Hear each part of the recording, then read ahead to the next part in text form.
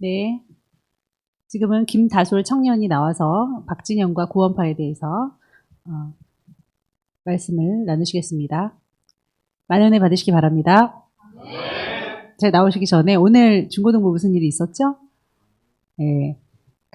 어떤 선생님에게 아픔을 좀 줘가지고 정말 기쁜 찬양을 해야 되는데 기쁠 수가 없는, 근데 또 티내지 말라니까 안 기쁠 수 없는 그런, 마음은 우는데 얼굴은 웃는, 불쌍하네요. 지금도 울고, 한 명도 안 울죠? 그래서 선생님들 마음 아프니까 너무 가슴이 아팠나 봐요. 하나님께 위로 받으시고요. 말 잘 들으시기 바랍니다. 네, 이따가 모임이 있다고 하니까 아마 폭탄이 터질 예정 같습니다. 자, 많은 은혜 받으시기 바랍니다. 할렐루야.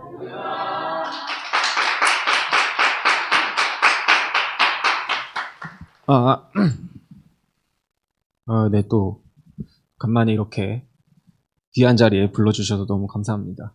오늘 말씀은 히브리서 10장 10절입니다. 하신 줄 알고 함께 교독하시겠습니다. 함께 합독하시겠습니다. 이 뜻을 따라 예수 그리스도의 몸을 단번에 들이심으로 말미암아 우리가 거룩함을 얻었노라. 아멘. 잠깐 기도하시겠습니다. 사랑과 은혜가 충만하신 하나님 아버지, 오늘 또 이렇게 부족한 죄는 주님의 자리에 세우셨습니다. 부족한 저의 모습은 아버지 이 시간 지워주시옵시고 온전히 하나님의 은혜의 말씀만 이 시간 가득할 수 있도록 이 시간 임재하시고 함께하여 주시옵소서. 주님, 우리가 세상을 살아가는 데 있어서 정말 처음이자 마지막 되신 주님을 항상 기억하고 주님과 동행해야 하는데 그러지 못할 때가 너무나도 많습니다. 주님, 주님의 자녀로 살아간다고 하면서도 아버지 계속해서 죄를 짓고 하나님을 계속해서 못 박을 때가 너무나도 많습니다. 지금 그러한 우리의 모습을 이 시간 용서하여 주시옵시고, 하나님 이 시간 주님 앞에 우리가 어떤 모습으로 살아가는지, 어떤 모습으로 나아가는지 지금 다시금 되돌아볼 수 있는 귀한 시간 될 수 있도록 주님께서 도와주시옵소서. 이 시간 함께하여 주실 줄 믿사오며 감사하신 예수님 이름으로 기도드립니다. 아멘. 자, 오늘 이 박진영과 구원파에 대해서 얘기를 나눠볼 건데, 그 전에 어쨌든 오늘 구원파에 대해서 얘기하니까 여러분한테 자그마한 질문을 먼저 던지고 시작을 하고 싶어요. 여러분 구원에 대한 확신을 가지고 계십니까? 아멘? 아멘이라고 하신 분들 몇 분 계시고 그냥 난 모르겠어요 하고 입 다물고 계신 분들도 몇 분 있는 것 같은데, 다시 한번 물어볼게요. 우리 구원에 대한 확신을 가지고 살고 계십니까? 아멘이라고 대답하셨습니다. 우리가 박진영과 구원파에 대해서 이제 얘기를 나눠볼 건데, 박진영이 구원파라고 하면은 다들 어쨌든 되게 안 좋게 나쁘게 박진영을 보잖아요. 그죠? 저도 되게 박진영에 대해서 나쁘게 생각하고 저 사람이 왜 구원파가 됐을까? 저는 2013년도에 군대에 있을 때 라디오스타에 박진영이 나와서 인터뷰를 한 게 있어요. 거기 나와서 뭐라고 했냐면 자기가 머리로는 하나님을 알겠대요. 근데 마음으로는 안 믿어진다고 그때 잠깐 짧은 인터뷰에 그렇게 말을 했던 적이 있어요. 제가 그 인터뷰를 보면서 그때 당시에 무슨 생각을 했냐면, 저 사람이 하나님을 믿으면 얼마나 좋을까. 저 사람이 하나님의 일을 하면 정말 엄청나게 많은 일들 알고 멋지게 영향력을 끼칠 수 있을 것 같은데, 저 사람이 하나님을 믿으면 좋겠다라고 잠깐 생각하고 넘어갔던 적이 있었거든요. 근데 그 후로 군대 전역하고 막 세상을 살다 보니까 박진영이 구원파다, 이단에 빠졌다, 그런 뉴스가 많이 나오더라고요. 근데 오늘 이제 박진영에 대해서 제가 공부하면서 또 이제 막 배우고 간증문을 보면서 느낀 거는, 박진영이 이단이지만 막 구원파 교리에 빠지고 막 잘못된 길로 갔지만 그래도 박진영한테 어쨌든 우리가 배울 게 있다는 거예요. 그 점에 대해서도 오늘 시간 배우고 우리가 좀 더 좋은 길로 나아갔으면 좋겠습니다. 박진영이 제가 어떤 식으로 오늘 말씀을 나눌 거냐면, 박진영의 간증문을 읽으면서 그거에 대해서 한번 얘기를 해볼 거예요. 자, 간증문을 한번 읽어보도록 할게요. 2008년 미국 시장에서 성공해 보겠다는 꿈을 품고 한창 뛰어다니고 있을 때 나는 불현듯, 박진영 씨의 간증이에요. 운이라는 게 뭘까 하는 생각이 들었다. 운이라는 게 사람들 인생에 너무나 큰 영향을 미치는데 그냥 말 그대로 운일 뿐일까? 아니면 운이라는 걸 주관하는 신이 있는 것일까? 이때부터 신이 있는 것 같은데 잘 모르겠어서 이거 일단 의문을 가지고 있어요. 이 질문을 마음에 품은 채로 계속 살아가다가 2010년 난 더 이상 이걸 무시하고 살아가는 건 멍청하고 비겁한 일이라는 생각이 들어 신이 있는지 확인해 보기로 결심했다. 난 신이 있다면 그 신은 반드시 우주와 인간을 만든 창조자여야 한다는 생각을 갖고 있었다. 만든 사람 말고는 그 만든 이유와 목적을 알지 못하기 때문이다. 다른 인간들의 생각은 어디까지나 짐작일 뿐이기 때문에 이 세상에 존재하는 종교 경전 중에 창조자가 나오는 책들만 찾아봤다. 박진영이 뭐라고 하냐면 난 신이 있다면 그 신은 반드시 우주와 인간을 만든 창조자여야 한다는 생각을 갖고 있었대요. 되게 안 믿는 사람이 한 생각치고는 되게 우리도 본받을 만한 생각이죠. 하나님, 어쨌든 이거는 딱 누가 봐도 하나님을 얘기하는 거니까.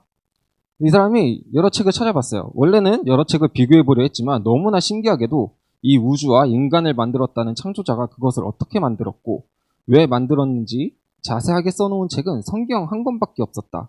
그래서 비교해보며 공부해보려고 한 내 계획은 수포로 돌아갔고 할 수 없이 성경이 맞는지 틀리는지 확인해보는 방향으로 내 공부는 바뀌었다. 뭐 불교 경전도 보고 이슬람 그 경전도 보고 뭐 여러 가지 종교 경전을 찾아봤는데 어쨌든 이렇게 우주와 인간을 만들었고 왜 만들었게 자세히 써놓은 책은 이 성경밖에 없었다는 거예요. 그 성경이 맞는지 틀리는지 확인해보는 방법은 간단했다. 성경책에 쓰여있는 수많은 예언들 중에 한 개라도 틀린 것이 있는지 보면 되는 것이었다. 그래서 나는 성경에 기록되어 있는 유대인에 대한 예언들과 실제 유대인의 역사를 비교해보기 시작했다. 각종 자료들을 찾아보다가 결국은 예루살렘으로 가서 세상과 단절한 채 하루에 10시간 이상씩 성경을 파헤치며 살았다. 예루살렘으로 가서 세상과 단절한 채 하루에 10시간 이상씩 성경 공부를 했대요. 우리가 이렇게 세상과 단절하고 거의 이분은 2달 동안 성경 공부를 했다고 하는데 우리가 그렇게 하면 어떻게 될까요? 우리는 굶어요. 우리는 배를 굶게 돼 있습니다. 왜냐? 돈이 없거든요. 박진영 씨는 돈이 많아요. 가만히 있어도 저작권료로 돈이 엄청나게 들어오는 사람이 이렇게 할 수 있는데. 근데 과연 저는 우리 성도님들한테 물어보고 싶어요. 과연 이렇게 이런 열심으로 성경 공부를 하신 분이 있을지. 물론 목사님은 지금도 계속 하고 계시지만. 사실 저는 성경 공부를 뭐 그렇게 크게 이렇게 열심으로 해본 적이 없는 것 같아요. 근데 박진영 씨는 기독교인도 아니고 믿는 사람도 아닌데 단지 궁금해서 신이라는 존재가 궁금해서 그 성경을 확인해보기 위해서 이렇게 10시간 이상씩 2달간을 공부를 했다고 합니다. 대단하죠? 집을 떠난 지 2달 후 2012년 10월 나는 틀린 예언을 찾는 걸 포기하고 한국행 비행기에 몸을 실었다. 틀린 걸 찾기는커녕 오히려 성경 앞에 무릎을 꿇을 수밖에 없었다.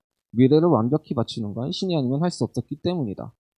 성경을 아무리 뒤지고 막 비교해보고 공부해보고 해도 성경이 틀린 점을 찾을 수가 없었다는 거예요. 그래서 라디오스타에서 나와서 그래서 그렇게 얘기한 거예요. 머리로는 알겠는데 머리로는 하나님이 신이 있다는 걸 믿겠는데 마음속으로는 안 믿어지더라. 이분이 간증문에 뭐라고 얘기하면 그러나 나에게는 문제가 하나 있었다. 성경과 그 속의 주인공인 예수. 그 예수님이 날 위해 돌아가셨다는 사실이 잘 믿어지지 않았다. 더 이상 논리적으로 반박할 수가 없어서 인정하게 됐지만 마음에서 사실로 믿어지지는 않았다. 아무리 믿으려고 애를 써봐도 믿어지지가 않았다. 성경은 결국 인간을 구원하기 위해 쓰여진 책인데 난 과연 구원은 얻을 것일까? 만약 아니라면 구원을 어떻게 얻어야 하는 걸까? 이분이 이러면서 많은 분들의 간증도 찾아보고 뭐 영상도 찾아보고 아니면은 뭐 천주교 기독교 할 거 없이 목사님들 찾아가서 막 얘기도 나눠보고 했대요. 근데 그래도 이분은 보면은 이 사람이 뭐라고 하냐면 자기는 구원파 그쪽 단체랑 관련이 없다고 말을 해요. 근데 사실 우리가 뉴스 본 거를 찾아보시면 알겠지만 그런 뉴스도 있지만 이 사람이 구원파라는 얘기도 있어요. 이 사람의 문제가 뭐냐면은 이 사람이 제가 간증문을 계속 읽으면서 얘기를 하겠지만 구원파의 교리를 갖고서 말을 한단 말이에요. 본인은 구원파가 아니라고 말해요. 근데 어쨌든 교리는 그래요. 그러면서 자꾸 구원파가 아니다. 나는 구원파가 아니다. 그런 교리를 갖고 있지 않다라고 말은 안 하고 단지 뭐라고 하냐면 계속 이거는 그냥 우리의 성경 공부고 그쪽이랑 관련이 없다. 구원파 단체랑만 관련이 없으면 그게 구원파가 아닌 걸까요? 이 사람은 분명 잘못된 길을 가고 있으면서도 본인만의 세상에 빠져서 그것을 인지하지 못하고 있는 모습을 보여주고 있어요. 자, 계속 간증문을 읽어보겠습니다. 내 마음은 점점 괴로워져 갔다. 그 와중에 내가 성경을 많이 알고 있다 보니 지금 이제 성경 공부에 대한 얘기가 나오는 거예요. 나에게 성경에 대해 물어보는 사람들이 생기기 시작했고 나는 성경을 가르칠 때마다 나는 아직 성경에 대한 의심이 남아있는 사람입니다. 라는 말을 하고 가르쳤다. 그런데 신기하게도 내가 가르치는 사람들 중에 완전히 성경이 믿어졌고 2000년 전에 돌아가신 예수님께서 자신의 모든 죄, 과거에 지은 죄와 미래에 지을 죄까지 모두 대신 짊어지고 가셨다는 게 믿어졌다고 말하는 사람들이 생겨나기 시작했다. 여기에 PPT는 안 만들어놨나 본데 여기서 박재현 씨가 뭐라고 하냐면은 과거에 지은 죄와 미래에 지을 죄까지 모두 대신 짊어지고 가셨다. 이거는 구원파 교리에 나오는 말을 그냥 그대로 자기 지금 간증문에 집어넣어놨거든요. 그런데도 아니라고 하는 거 보면은 살짝 의문은 가는데 이게 뭐 크게 틀린 얘기는 아닌 것 같기도 하고 일단은 넘어가도록 할게요. 그렇게 구원을 받은 사람들이 오히려 나에게 근데 당신은 왜 이게 안 믿어지세요? 라고 물어볼 때도 난 너무나도 초라해졌고 괴로웠다. 내가 아직 성경을 덜 공부해서 그런 것 같다는 생각에 구약 신약을 왔다 갔다 하면서 죽어라 공부를 해도 성경에 대한 의심은 사라지지 않았다. 성경을 가르칠 때 예수님이 여러분의 죄를 다 해결해 놓으셨다는 말을 하면서도 난 그 여러분 속에 들어가 있지 않았다.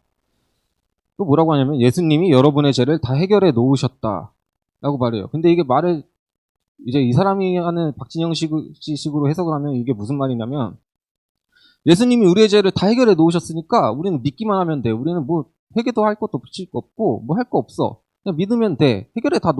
다 해결해 놓으셨다니까? 라고 말하는 게 박진영 씨 얘기거든요. 이것도 구원파 얘기고 또 크게 보면 영지주의에 속하는 얘기인데 본인은 이게 맞는 것처럼 또 얘기를 해요. 주변에 걱정해 주시는 분들이 기도를 더 열심히 해보라는 얘기에 기도를 해보는데 이상하게도 절 구원해 주세요라는 말은 잘 나오지 않았다. 구원을 받고 그 감사 안에 경건한 삶을 살아가는 사람도 많았지만 한편 실망스러운 사람들이 너무 많았기 때문이다. 그리고 구원을 받은 사람은 그 죄가 모두 해결되어 있기에 지옥은 가지 않지만 하나님 자녀로서 상과 벌, 칭찬과 부끄러움이 있다고 아무리 가르쳐도 잘 듣지 않았다. 이거는 그냥 구원파 교리거든요. 구원파 가서 설교를 들으면 이 얘기를 해요. 구원을 받았으니까 상과 벌이 있어. 이 땅을 살아가는 동안에. 근데 지옥은 안 간대. 우리가 한번 구원을 믿으면은 무슨 짓을 해도 지옥을 안 간다는 거예요. 참 사람한테 너무 속편한 교리죠. 한번 그냥 나 믿어요 라고 말하면 정말 마음속으로 믿는다고 생각을 하면은 천국에 간다는 거니까. 구원을 받았다는 사실에 마음이 너무 편해져 세상 속에 다시 빠져 사는 사람, 세상 일에 흥미가 떨어졌다며 게을러지는 사람, 구원받지 않은 사람들보다도 못한 인격을 가지고 살아가는 사람. 난 구원을 갈망하면서도 구원 후 내 자신이 행위 안 좋은 쪽으로 변할까 두려워 결국 모든 기도의 끝은 구원해 주세요라는 말 대신 제 인생을 책임져 주세요라는 말로 끝마치게 되었다. 구원을 받았다는 사실에 마음이 너무 편해서 세상 속에 다시 빠져 사는 사람, 세상 일에 흥미가 떨어졌다며 게을러지는 사람, 구원받지 않은 사람들보다 못한 인격을 가지고 살아가는 사람. 박진영 씨가 이런 사람들 속에 속해 있지는 않은가 한번 생각을 해볼 수 있겠죠. 박진영 씨는 이런 사람이 되지 않기 위해서 조심했다고 하는데 지금 본인의 모습을 보면은 어쨌든 본인은 구원받았다는 사람인데 그 전의 모습과 지금의 모습이 뭐가 그렇게 다른지 사실 보여지는 모습만 보는 거기에 모르겠지만 어쨌든 크게 달라지는 않는 것 같죠. 그러던 어느 날 성경을 공부한 지 7년이나 세월이 흐른 2017년 4월 27일 밤 10시. 자, 구원파에 대해서 처음 얘기할 때 뭐라고 얘기를 했었냐면 구원파는 자신이 구원받은 월, 날, 일시를 기억한다고 했어요. 근데 아까 영상 보여드린 게 2020년 영상이거든요. 그 영상에서도 자신이 2017년에 구원받았다고 말을 하죠. 간증문에서도 뭐라고 하냐면 2017년 4월 27일 밤 10시. 여기는 심지어 시간까지 나와 있어요. 이거를 기억하면서 내가 이 시간에 구원을 받았다라고 말을 해요. 히브리서 10장 10절 아까 우리 읽은 말씀, 처음에 읽은 말씀을 이 뜻에 쫓아 예수 그리스도의 몸을 단번에 들이심으로 말미암아 우리가 거룩함을 얻었노라 라는 구절에 우리라는 말 속에 내가 들어있지 않다는 것을 알았다. 여기서 우리가 우리라는 이 단어에 한번 집중할 필요가 있어요. 그전에도 몰랐던 것은 아니지만 그전에 알았다는 말과 지금 알았다는 말은 다른 뜻이었다. 머리로 논리적으로 이해하게 된 것과 마음에서 사실로 믿어진 것의 사이였다. 그리고 또 하나 깨달은 건 그동안 내가 애써 그 우리라는 말 속에서 나를 빼고 있었다는 걸 알았다. 그러나 그게 얼마나 어처구니 없는 생각인지 깨달았다. 하나님 보시기에 아무리 착한 사람이나 아무리 악한 사람이나 그저 죄 속에서 신음하는 인간일 뿐일 것이고 그 모든 사람을 다 사랑하시기에 그 모든 사람들의 죄를 전부 다 책임져 주신 것이다. 그 속에서 난 아니야, 난 해당이 없어, 난 안 될 거야 하고 있었다는 게 너무 어처구니 없었다. 그 제사는 이미 2000년 전에 드려진 제사이기에 이제와 내가 그 우리 속에서 빠지고 싶어도 빠질 수 없는 것이라는 걸 알았다. 근데 박진영 씨가 이걸 가지고 그 성경 공부를 했다고 했잖아요. 그 성경 공부의 녹취록을 들어보면 뭐라고 하냐면 난 지옥에 갈 수 없어. 난 지옥에 가고 싶어도 못 가. 왜냐 하나님이 날 구원해 주셨으니까. 난 내가 구원을 믿었으니까. 근데 내가 지옥에 가고 싶어도 못 간다니까 난 지옥에 못 가. 이렇게 말을 해요. 이걸 보고 사람들이 너 구원파다, 너 그 구원파 교리다라고 말하는데 박진영 씨는 계속 아니라고, 그냥 우리끼리 그냥 성경 공부하는데 뭐가 문제냐 이렇게 말을 해요. 사실 이게 되게 마태복음 7장 21절에 나더러 주여 주여 하는 자마다 다 천국에 들어갈 것이 아니오 다만 하늘에 계신 내 아버지의 뜻대로 행하는 자라에 들어가리라. 이 주여 주여 하는 사람들이 무슨 사람이냐면 나는 구원받았다고 생각하는 하나님의 자녀들이에요. 하나님의 교회에 나가고 예배를 드리고 하나님을 알고 예수님을 아는 사람들이 하나님 앞에 주여 주여 하는 거거든요. 우리들도 하나님 앞에 주여 주여 하잖아요. 근데 예수님이 뭐라고 하시냐면 그 사람마다 다 천국에 들어가지 못한대요. 다만 하늘에 계신 내 아버지의 뜻대로 행하는 자라에 들어가리라. 근데 지금 박진영은 다 천국에 들어갈 수 있다고 말하죠. 주여 주여만 하면. 여기서도 성경에 배반되는 모습을 보여요. 그리고 이게 얼마나 순교자들을 참 그냥 그렇게 대하는 말씀인 게 뭐냐면, 사실 이렇게 그냥 나 구원 받았어 라고 생각하고 그렇게 믿고 할 거면은 그냥 예를 들어서, 그냥 대표적인 예를 들어서 주기철 목사님을, 죄송합니다, 주기철 목사님 얘기만 하면 눈물이 나서, 주기철 목사님은 왜 십자가 앞에서 하나님을 부인하지 않고 그렇게 죽임을 당하셨을까? 주기철 목사님 다 아시나요? 알죠? 일본 순사들한테 신사참배하라고 강요를 받았어도 그 신사참배하지 않고 십자가가 아니라 많은 핍박을 받고 고난을 받고 그렇게 주님 안에서 죽어가신 분인데, 사실 이 박진영 씨랑 구원파의 교리대로라면 그냥 그 당시에 신사참배하라고 했을 때 신사참배할게요. 나는 예수님 싫어. 난 예수님 몰라요 라고 말하면 돼요. 왜? 어차피 목사 안수까지 받았고 그래도 구원받았다고. 어쨌든 주기철 목사님 그 전부터 계속 성경 공부를 해주고 그러신 분이니까 그렇게 생각했을 거 아니에요. 그러면 한번 그냥 난 모른다, 난 그냥 신사참배 한번 하겠다, 그럼 되는 건데 하지 않았어요. 왜? 주여 주여 하는 자마다 다 천국에 들어갈 게 아니니까. 이 땅에서 하나님을 부인하면 하나님도 우리를 천국에서 부인하실 거니까. 그래서 주기철 목사님 그렇게 죽으셨는데 박진영 씨는 그거를, 또 구원파는 그거를 되게 이해할 수 없는 행동으로, 뭐 말도 안 되는 행동을 한 것처럼, 바보 같은 행동처럼 만들고 있죠. 내가 이렇게 구원을 받을 수 있었던 것은 지난 5년 동안 내가 구원받지 않았다는 것을, 거듭나지 않았다는 것을, 하나님 자녀가 아니라는 것을, 성령을 받지 못했다는 것을 알 수 있게 해준 크리스천들이 있었기 때문이다. 박진영 씨 간증문에 제가 넣지는 않았지만 읽다 보면 5년 동안 뭐 교회 출석을 하고 뭐 열심히 교회 다녔다는 얘기가 나와요. 근데 아까 영상 보면은 뭐라고 하냐면 자기는 종파가 없대요. 근데 분명 이 구원파 교리도 그렇고 뒤에 제가 할 얘기도 그렇고 분명 누군가가 박진영 씨한테 가르쳐 준 거거든요. 혼자서 이런 생각을 할 수가 없어요. 왜 누군가가 이거를 구원파 교리를 가르쳐 준 사람이 있을 텐데 본인은 종파가 없다 그러고, 근데 또 간증문에서는 뭐 옆에서 크리스천들이 도와줬다 그러고 뭐 교회에 출석을 했다고 했는데, 그 크리스천들이 누구인지 교회가 어디인지 얘기를 해주면 좋겠는데 또 그건 자기한테 피해가 갈 것 같으니까 말을 안 하는 모습을 볼 수 있습니다. 박진영 씨가 구원을 받았다고 생각을 해요. 그러면 박진영 씨가 어쨌든 구원받은 사람으로서, 하나님을 믿는 사람으로서 변화되는 모습을 보여야 되지 않겠어요? 뭔가 그전과는 다른, 뭐 세상에 가요를 계속 만들고서 뭐 아이돌 그룹 키우고 그렇게 살았으면 이제는 뭐 예를 들어 최수동처럼 뭐 가서 뭐 봉사라도 한다든지 아니면 뭐 주님의 은혜를 위해서 뭐 CCM을 뭐 낸다든지 그러야 되는데 뭐 그런 거 아무것도 없어요. 에베소서 5장 8절에 너희가 전에는 어둠이더니 이제는 주 안에서 빛이라, 빛의 자녀들처럼 행하라. 우리가 빛의 자녀들처럼 뭔가를 해야 되는데 뭐 행함은 박진영 씨의 모습에서 전혀 찾아볼 수가 없어요. 그전과 똑같이 가요 내고 뭐 세상 노래 만들고 아이돌 그룹 만들고 본인은 구원받고 하나님의 자녀로서 천국에 갈 거라는데 도대체가 뭐가 달라진 건지 하나님의 말씀과는 전혀 다른 모습을 우리가 볼 수 있습니다. 그 간증문에 난 이제 백보자 심판에 가지 않기에 지옥에 가지 않는다. 아니 갈 수가 없다. 박진영 씨가 백보자 심판에 가지 않을까요? 요한계시록 20장 12절을 박진영 씨가 간증문에 써놨는데 거기 뭐라고 돼 있냐면, 또 내가 죽은 자들을 보니 작은 자나 큰 자나 하나님 앞에 서 있는데 책들이 펴져 있으며 또 다른 책도 펴져 있는데 그것은 생명의 책이라. 죽은 자들은 자기들의 행위에 따라 그 책들에 기록된 대로 심판을 받더라. 이게 백보자 심판에 대한 말씀인데 작은 자나 큰 자 모두가 심판을 받는 거예요. 한 사람도 빠짐없이. 근데 박진영 씨는 거기에 자기는 서지 않는데요. 그러면서 또 다음에 뭐라고 얘기하면, 하지만 난 아직 두렵고 떨린다. 나에겐 구원받은 사람들이 받는 심판, 그리스도 예수의 심판이 기다리고 있기 때문이다. 뭐 믿지 않는 사람 심판 따로 있고 믿는 사람 심판 따로 있습니까? 모두 다 한 자리에 모여서 한 번에 심판을 받는데 박지현 씨는 심판이 두 개가 있는 것처럼 얘기를 해요. 믿는 사람의 심판, 믿지 않는 사람의 심판. 고린도후서 5장 9절 10절. 그런즉 우리는 거하든지 떠나든지 주를 기쁘시게 하는 자 되기를 힘쓰라. 이는 우리가 다 반드시 그리스도의 심판대 앞에 드러나 각각 선악간에 그 몸으로 행한 것을 따라 받으려 함이라.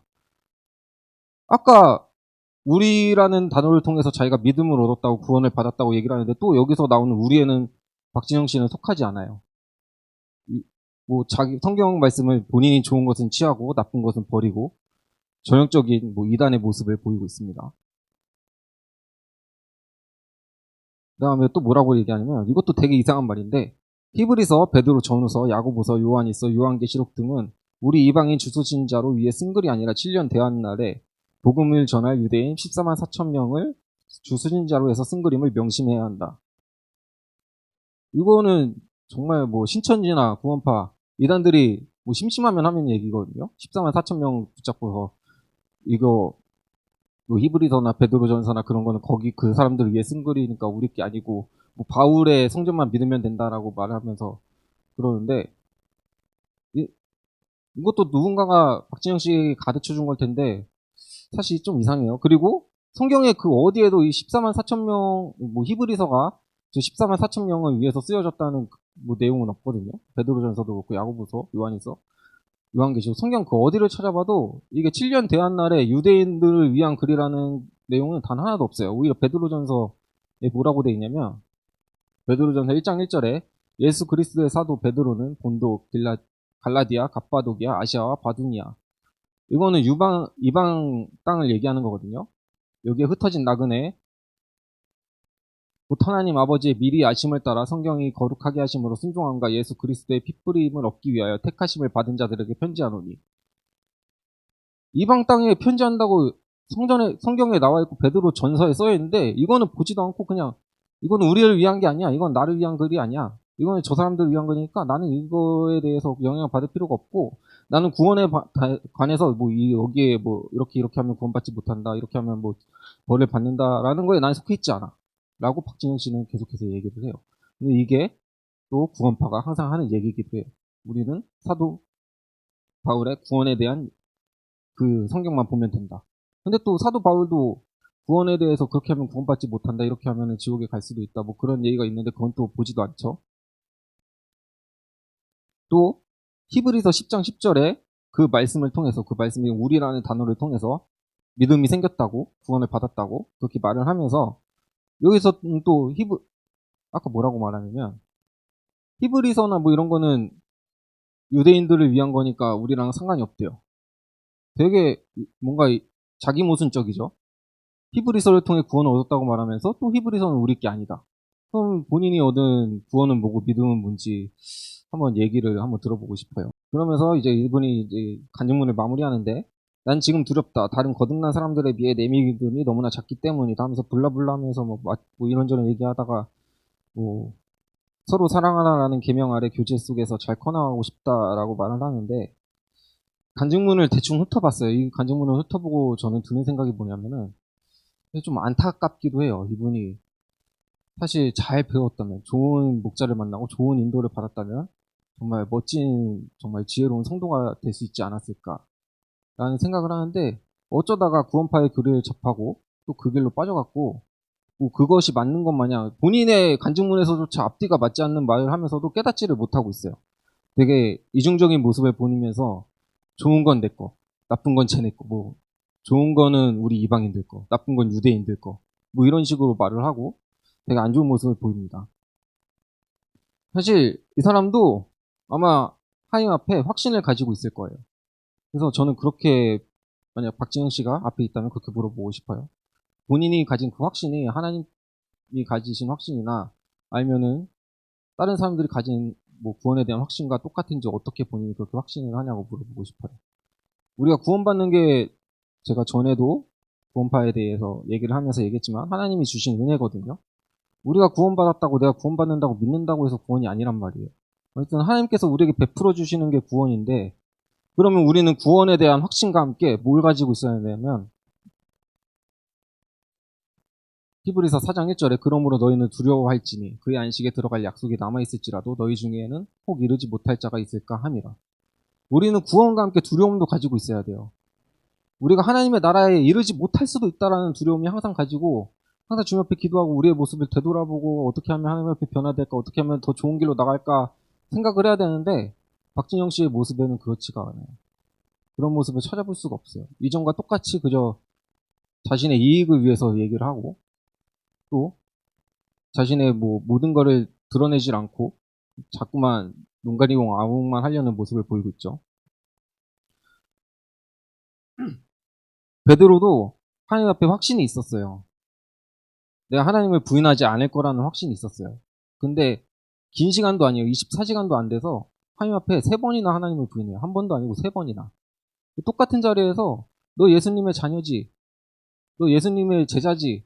물어보는데 아니요. 난 저 사람을 모릅니다. 난 저 사람을 정말 몰라요. 난 정말 저 사람을 모른다니까요?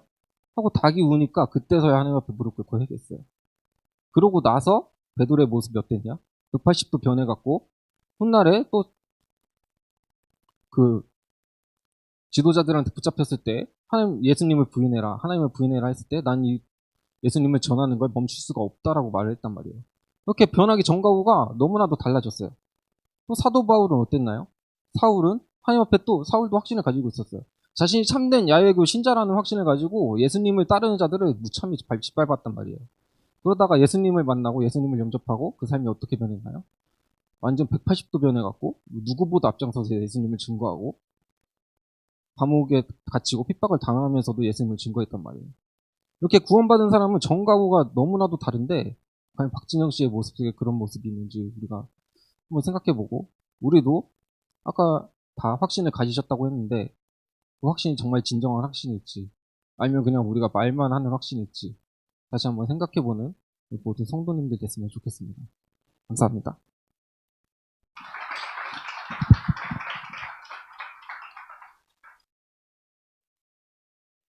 네, 감사합니다. 우리 하나님은 우리를 인격적으로 만드시기 위해서, 인격적으로 교제하시기 위해서 우리를 만드셨거든요. 그러니까 하나님을 그냥 어떤 내가 헌금 줄게, 예배 줄게, 받아. 이런 존재로 우리가 만들지 말고요. 남편이라고 생각하세요. 남편이 어떻게 사랑하는 마음과 사랑하는 행동을 내가 안 주고 나서 우리 남편이 다 용서했어. 남편이 나 다 사랑해. 남편 되게 부자야. 남편 다 해줄 거야 하고 막 살 수가 있겠습니까? 그거는 인격적인 게 아니잖아요. 그러려고 우리를 만든 게 아닌데 자꾸 하다 보니까 너무 안 되는 거예요. 세상이라는 더러운 곳에 우리를 심어 놓으시고 구별해서 살아라. 이러니까 해보니까 안 돼서 영지주의를 만든 겁니다. 이 구원파라는 교리는 이전부터 영지주의란 이름으로 왔어요. 육하고 영하고 분리하는 거죠. 여러분, 그 투명한 유리 그릇에 물하고 기름 섞일 수 있나요?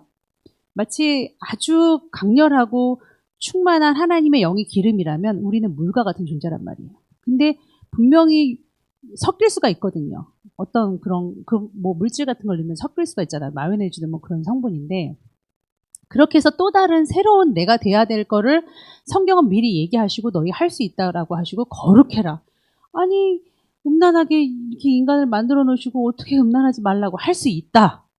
이 세상이 이렇게 어둡고 더러운데 너희는 구별되라 할 수 있다. 성경은 계속 그걸 강요하시는데 너무 하나님을 사랑하는 무리들이 한편 해봤더니 안 되니까 분리하는 거예요. 어차피 안 되더라. 그래서 육은 육대로 살고 영만 깨끗하면 된다. 영은 하나님께 속했으니까 라고 생각해서 정신승리. 구원받았어. 이겁니다. 아까 눈물 글썽거리면서 김다솔 형제님이 말씀하셨지만 그럼 주기철 목사님 같은 사람은 어떤 거예요? 네? 바울이나 그 이후에 수많은 사람들은 도대체 왜 그렇게 그토록 하나님을 붙들었습니까? 왜 믿음을 퇴행하지 않고 믿음의 진보를 보였나요? 왜 절정을 보였나요? 근데 구원파는요, 그렇게 하면 안 된다고 나와요. 그렇게 하면은, 심지어 그렇게 하는 사람은 굉장히 지옥에 없다라고 생각을 하니까, 오바한다, 이렇게 생각하겠죠. 그러면은 상급도 없어요. 믿음이 없기 때문에. 이거 정신 승리입니다, 여러분. 네? 정신 자위입니다. 혼자서 계속, 나 구원받았어. 이거요, 교회 안에 깊숙이 파고들어 있습니다. 그래서 마치 구원은 받았어요. 받았지만, 그러나 그 구원의 그 이름값이, 그 생명책에 이름이 있겠죠, 당연히. 흐려지지 않도록 해야 되는 거예요. 그러니까 어떻게 보면 받았는데, 받았다는 말은 맞지만 그 구원 받음이 흐려지지 않도록, 그 이름의 값이, 하나님의 그 능력이 흐려지지 않도록 보존하고 관리하는 것은 우리의 몫이라 할 수 있겠습니다. 그래서 혹시 약속이 남아있다 할지라도 이르지 못할까 합니다. 두려운 마음으로 살라 이거예요. 다 구원했는데 나는 구원 못 받을까 두렵다. 바울의 마음처럼 겸손하게 살라 이거예요. 그리고 행함과 믿음이 자체할 수밖에 없습니다. 마치 나는 믿음이 있으니까 하나님 믿어야 되니까 수술하면 안 돼. 마음이 막 퍼져가는데 아니 수술하면 하나님이 나 믿음 없다 하니까 이건 바보 같은 짓이에요. 같이 가야 됩니다. 그래서 영육혼 모두 받으실 하나님 앞에 우리는 이런 교리, 예수님이란 이름과 성경이라는 매개체 똑같은 거 앞에 아주 특이하고 우리 육적인 것을 갉아먹는, 그리고 위로할 수 있을 만한 이런 교리를 은근히 교회 안에 들어온 이 교리를 물리치시고, 아니 구원받았는데 무슨 회개하세요? 아 구원받았는데 무슨 그렇게 열심히 봉사하고 성교하세요? 왜 생명 거세요? 이런 말들에겐 동요되지 아니하시기를 축원합니다. 기도하시겠습니다. 하나님 아버지, 우리가 이제 신앙생활 할 텐데 뜨거운 사람이 있을 것이고, 어떤 사람은 구원받았는데 하나님이 다 알아서 해주시는데 뭘 그렇게 열심히냐라고 마음으로부터 동의를 하지 않는 사람도 있을 것입니다. 하나님 보실 때는 정말 나를 인격적으로 만났고 사랑하는 사람들은 더욱더 그 믿음의 행위가 왕성하여 줄 수밖에 없다고 아버지 판단하시고 말씀하십니다. 하나님 아버지, 우리가 정말 구원의 반열에 들기 위하여 더욱더 그 구원을 이루기 위하여 힘써 애써 아버지 열정을 다하여 우리의 젊음과 우리의 시간과 오늘이라고 하는 하루하루를 드려지게 하여 주시옵소서. 오늘 첫 예배를 드리며 정말 이 시간 아버지 다시 돌아오지 않는 이 날을 아버지 앞에 특별히 드리는 귀한 영혼들에게 피곤간세 물리쳐 주시옵시고, 주일 예배 강건하게 드려 정말 예배 잘 드려서 아버지 복 받을 만한 많은 아버지 복의 아버지 열매를 이곳에 있는 자들, 또 영상으로 예배 드리는 모든 성도들에게 은혜를 베풀어 주시옵소서. 예수님의 이름으로 기도합나이다. 아멘.